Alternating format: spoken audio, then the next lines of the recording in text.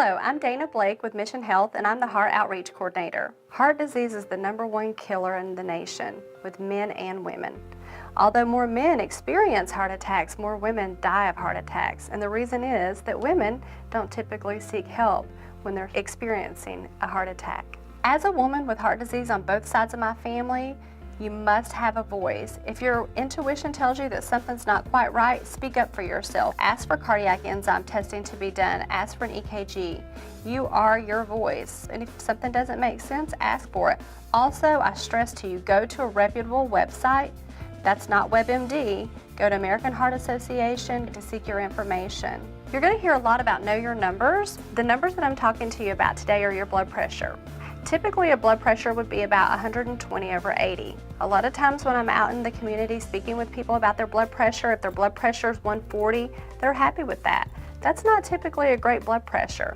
Some ways to reduce that blood pressure of 140, 150 is by reducing your sodium intake. And most cardiologists would recommend that you have no more than 1 teaspoon a day in salt. That sounds like a lot if you're using the salt shaker, but when I talk to you about the salt shaker, I'm not just saying when you pick it up and salt your food. I'm talking about when you're grocery shopping as well.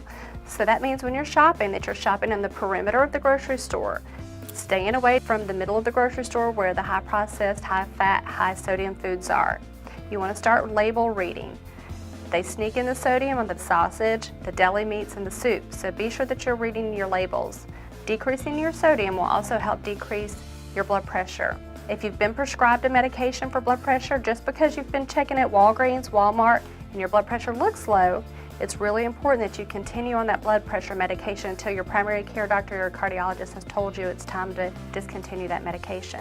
The second set of numbers that are very important is your total lipid panel. It's important to know what your cholesterol is, your triglycerides, HDL, LDL, and glucose. Your glucose is indicative of whether you could potentially have diabetes or not. Your physician or your cardiologist may also check a hemoglobin A1C. That's your number that gives them a good broad spectrum of what your glucose has been running the last couple of months. Diabetes a lot of times will contribute to heart disease and heart attacks. Diabetics won't typically have the same signs and symptoms that a person without diabetes would have. Those folks have a decreased sensation of pain. Therefore, if you are a diabetic and you're having heart pain, your heart pain may be worse than what you really are experiencing. Therefore, you should always call 911. Another thing I wanted to speak with you about is your abdominal girth or your waist size. Most primary care folks and most cardiologists would agree that for a man, a waist circumference of less than 40 inches and for a female less than 35 inches is a good indicator of your heart health.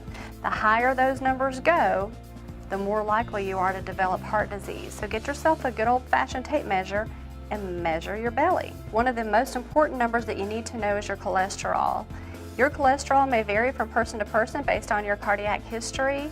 A great site that you can go to is americanheart.org, and that will let you also plug in your genetic history, and it will let you know what your cholesterol should be. If your primary care physician or your cardiologist is not checking that about every 2 years, ask for it. You got to speak up and be an advocate for yourself.